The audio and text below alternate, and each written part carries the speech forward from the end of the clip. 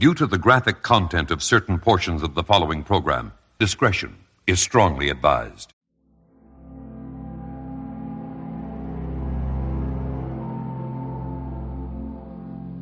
My name is Laars Head, and my world-renowned psychic abilities are well known. But if you do not know me, it is simply because for the last 15 years I've been forced to occupy the shadowy underworld of the Phantasmagorical.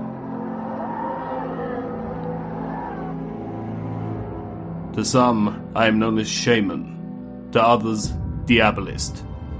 The uninitiated refer to me simply by my given name, Laars Head.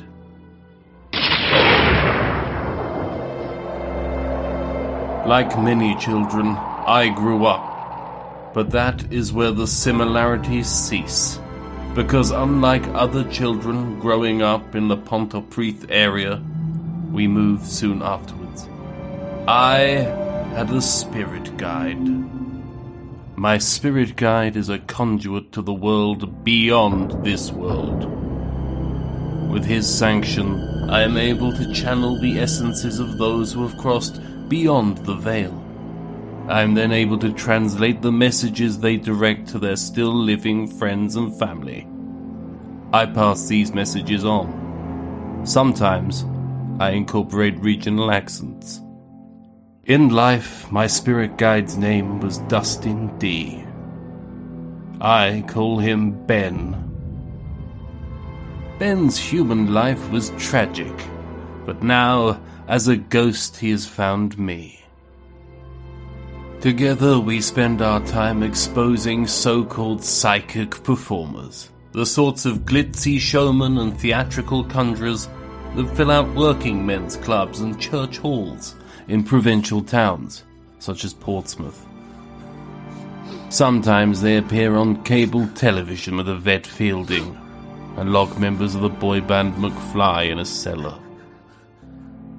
It is these entertainers, masquerading as psychics, that have distorted the fundamental truths of mediumship, aiding the dominance of the naysayers. Unlike other psychics, I'm not a skeptic. The truth of the cosmos is known to me, but with this great knowledge comes great responsibility, which is why I use my powers for good and never practice the dark arts, though I could if I wanted to. With your help, it's time to put my intensive training into action, and so now I begin my ministry. Over the years, I've consistently traveled the hard road, doing battle with my personal demons of drink, drugs, and critical self-loathing. Now, with my chakras in order, I set out on a spiritualist crusade. I will teach Britain's disaffected youth the art of mesmerism, promote true spiritualism and mediumship, and crucially, help everyone get the most out of their dead friends and relatives. Amen.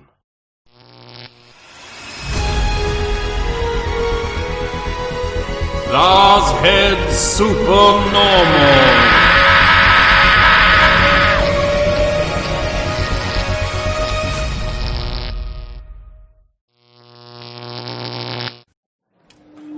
Hi, okay, it's time to give a really good round of applause to psychic medium as seen on TV, Mr. Laars Head.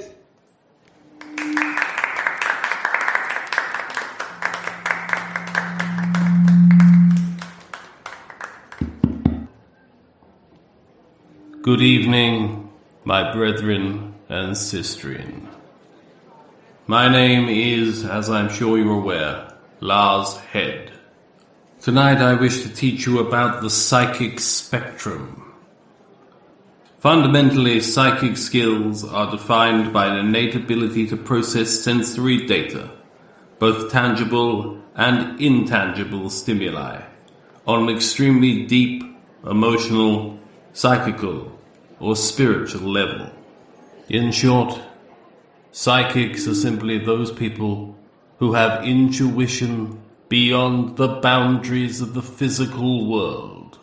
It is that intuition that we in the psychical community refer to as our gift.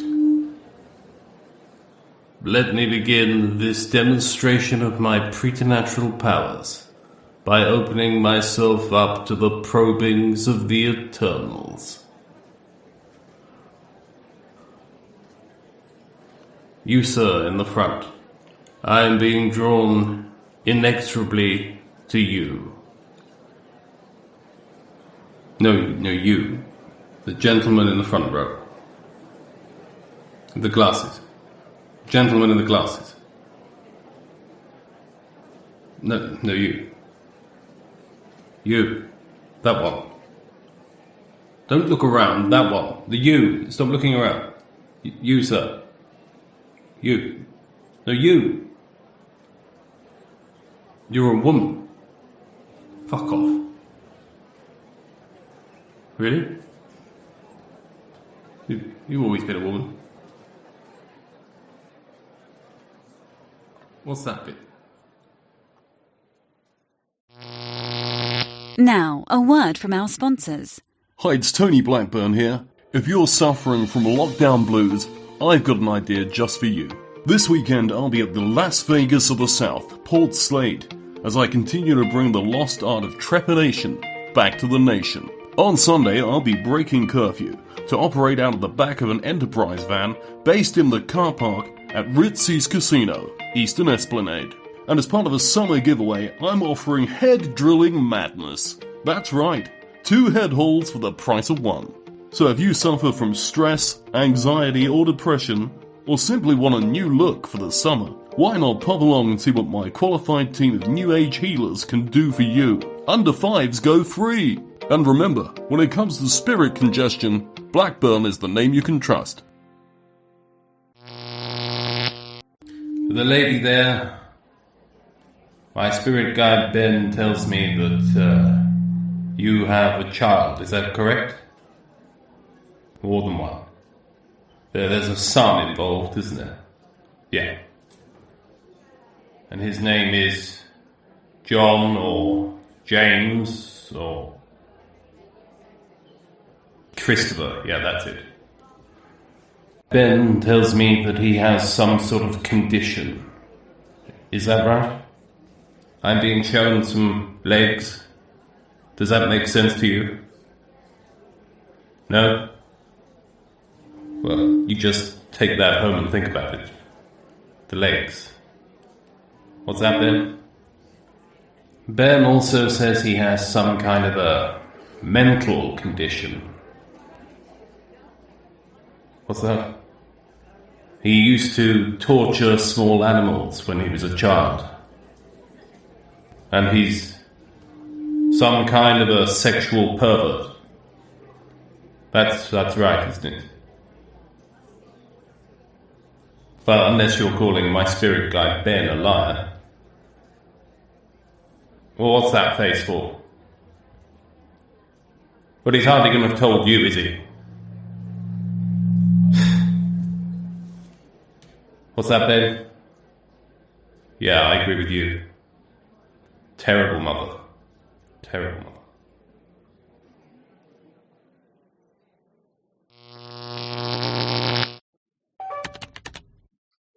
Hello? There you are. I'm afraid I've never Zoomed before, preferring instead the practice of remote viewing. But I'm afraid I need to record this. I suppose you don't mind. Well, I guess not. Why are you recording? I like to keep a recording of interviews. I recently had a girl from the Barking and Dagenham Post completely misrepresent me. She said I punched Yuri Geller. I mean, who would do that? His face is all sharp angles. You're bound to come off worse. Who are you anyway?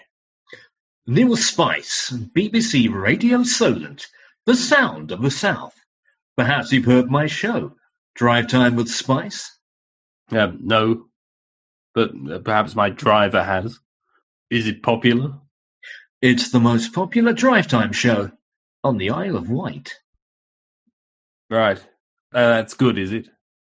I'm assuming my publishers have set this up. You'll be mentioning the book, right? I'll be getting around to it, yeah. But I think we need to get a bit of colour first. The interviews for a segment we have called Wacky Wednesday, in which we basically interview oddball characters like you. The listeners love it. Oddball characters. I walk in eternity.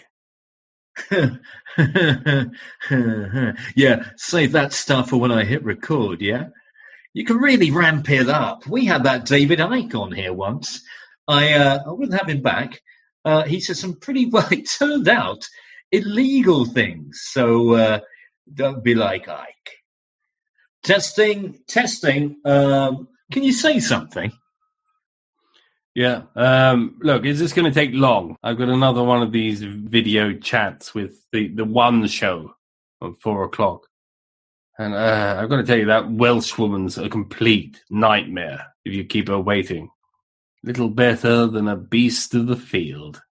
When she and her outside broadcast crew came here to interview me last year, I slipped off for 10 minutes quite reasonably to rehydrate my T-zone. And by the time I returned, she'd urinated on the rug in the hole out there. I had it in soak for 3 days. I tell you, it didn't shift. She'd obviously had some sort of beetroot salad at lunch. Yeah, levels look fine. Okay. All right, let's go. Neil Spice here in conversation with celebrity mindbender, cult occultist, and self-styled psychic thaumaturge. I think I got it right. Laars Head. Yes, hello. Do you have to have that bender in there? Lars, great to meet you. You're on a bit of a crusade against TV mediums and psychics. Why is that?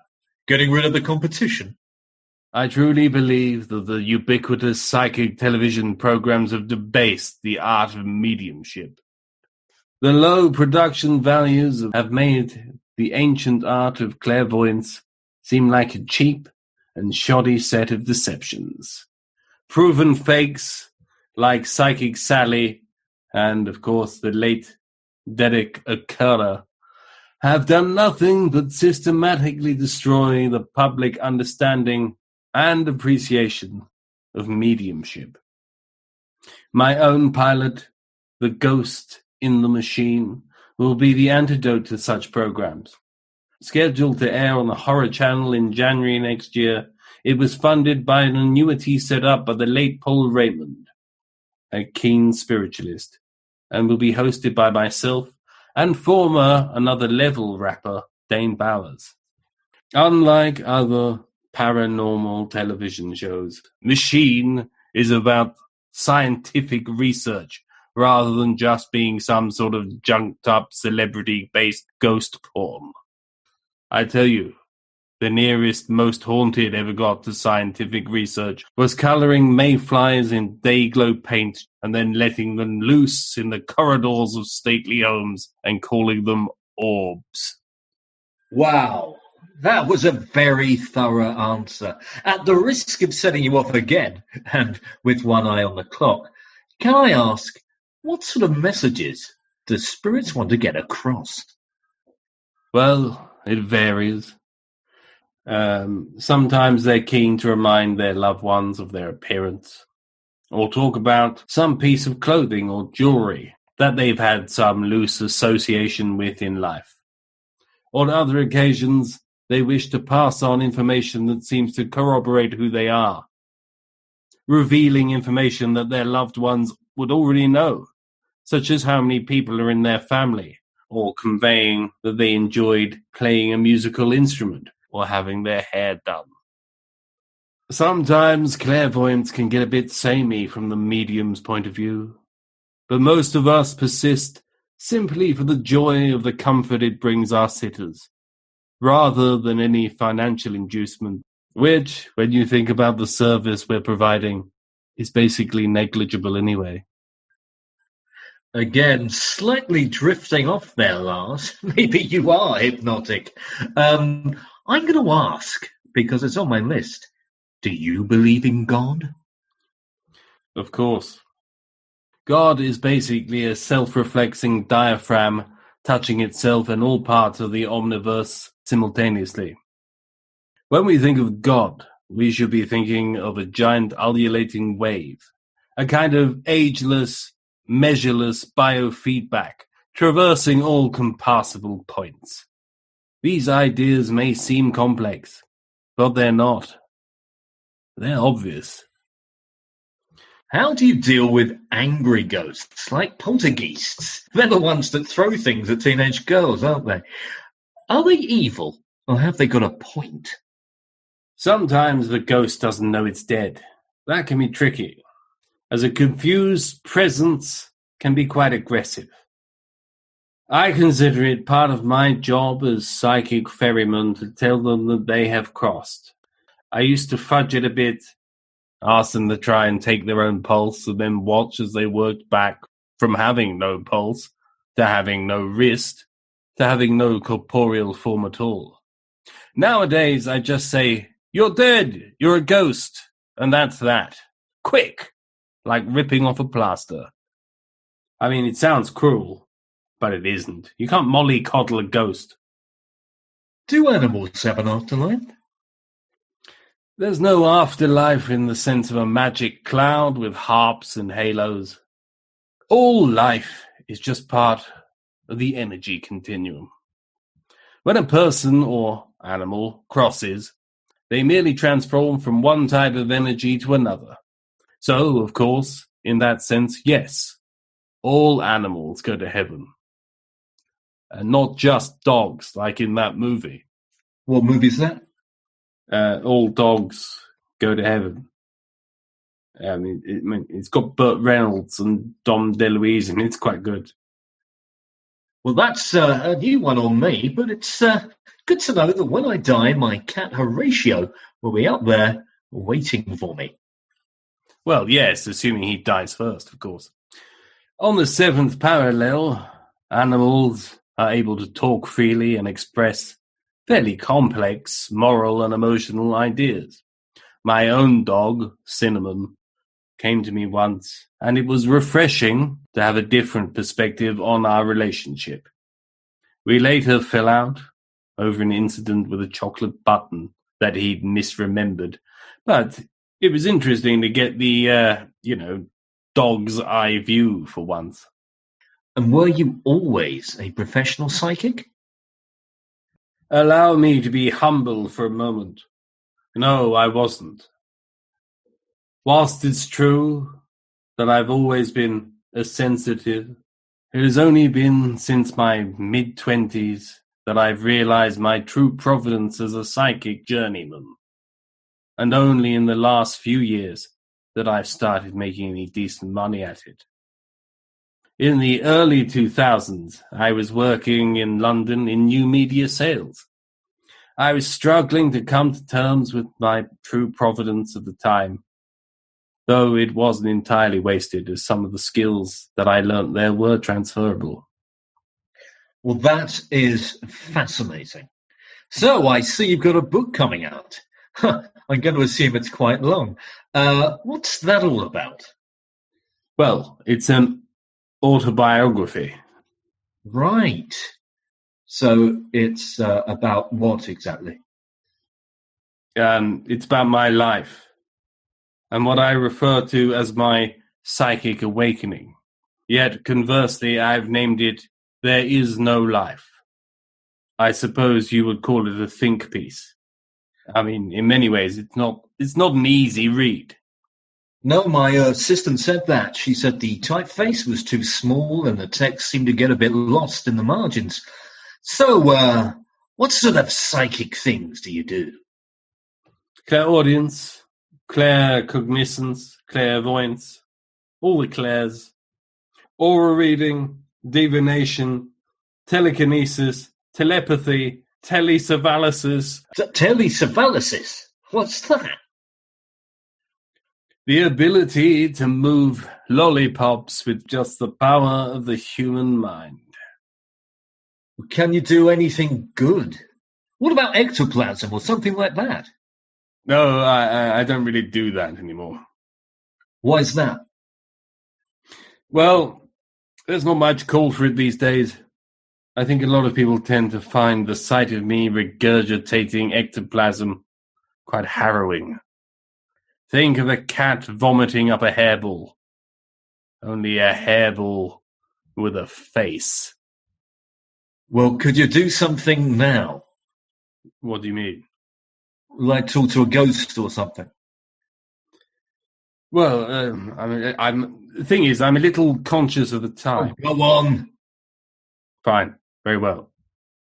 Bear with me. I don't tend to do this over the web.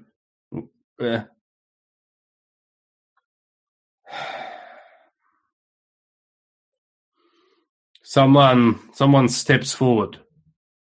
It's a man. An old man. He has grey hair and eyes. 2 eyes.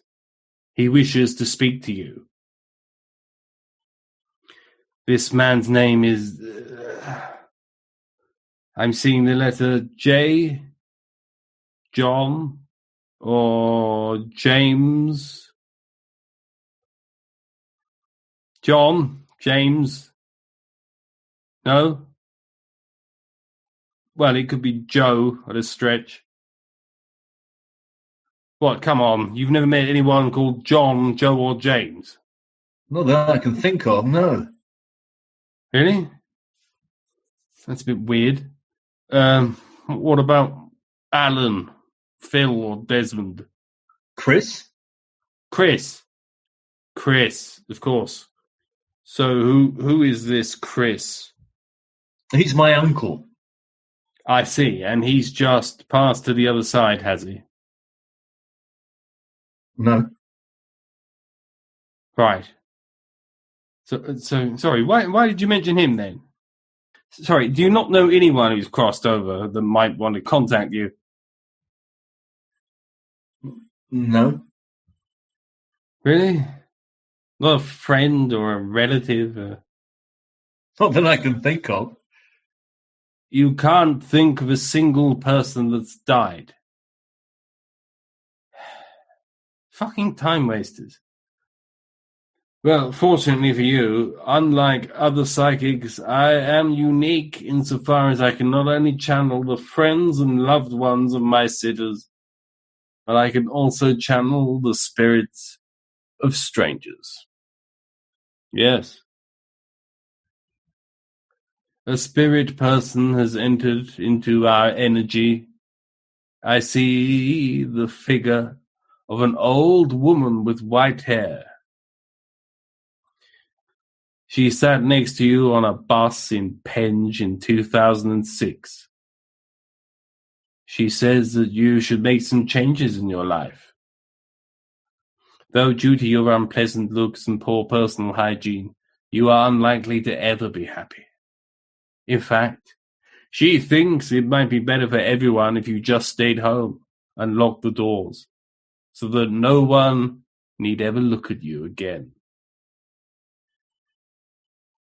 Sorry, normally the messages are a bit more positive than that. Okay, well, thank you, Laars Head, mystic mercenary. If you've got any clanking chains or disembodied wailing in your attic, hit up Lars. He'll grab the ghoulies by the... Well, I'll leave that to your imagination. And we're out. That was great. Thanks, Lars. I think I've got everything I need. Is there anything you feel has been left unsaid that you would like to say now? No, I don't think so. I think you probably dragged out most of what is required. I assume my publishers have sent you the first chapter of my book, and you'll be playing that on your show. Well, probably not, mate. It's not something we really do on drive time. You will play the chapter as arranged. You will play the chapter as arranged. Sorry, are you trying to hypnotize me or something? Why are you sucking your finger like that?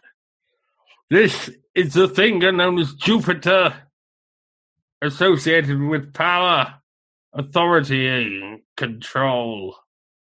You are now obligated to do my bidding. I don't think I am. It looks a bit weird, mate. Like Leslie Grantham or something. Anyway, thanks for the interview and good luck with the book and that. Peace out. No, wait. Don't go.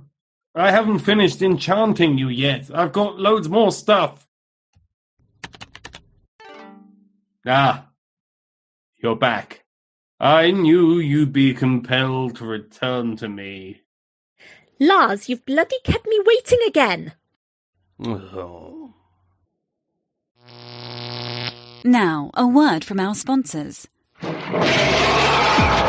don't know what you're dealing with, lady. From the darkest corner of the imagination to the outermost reaches of insanity and terror. It's when your dreams turn to nightmares. You are not going crazy. And your nightmares turn on Makes you. you think I need help. The terror that hides in your mind. Somewhere out there, something lies watching, waiting. They're coming. They're getting closer. There's nowhere to run. No one to hear you scream. Buy an extendable dining table at Oak Furniture Land today. Your life may depend upon it.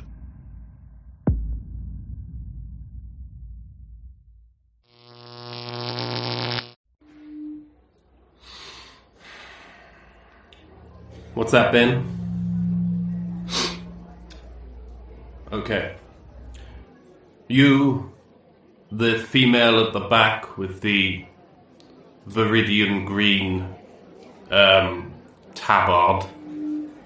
Yes, you. I have a message coming through for you. 1 minute. Yep. Milk, lemonade, around the corner, chocolates made. Does that make sense to you? Does it? I'll leave you with that. Good night.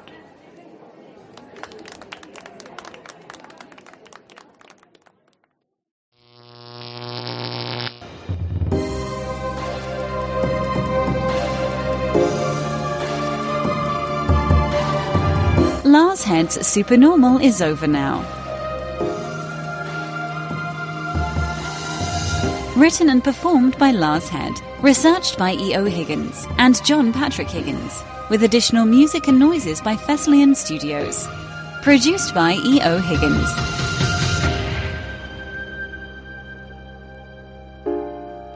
There is no life and no death.